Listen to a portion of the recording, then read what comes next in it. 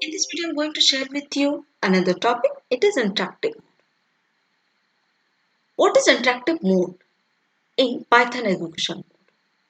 Whenever you will use this interactive mode, so that time it is for the one advantage. Whenever you want to display in the single line code for immediate output. Instant execution means immediate output.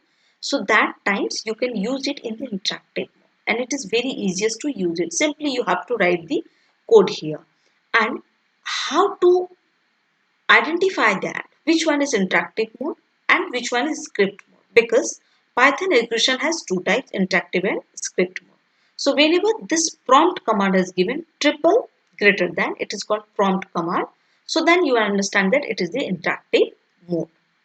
But one disadvantage is there, you cannot save the program or statement in this interactive mode.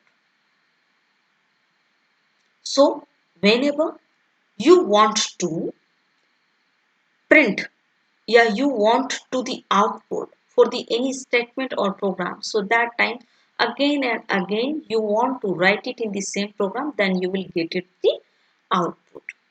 I hope that now you must have understand what is interactive mode. Thank you very much for watching this video.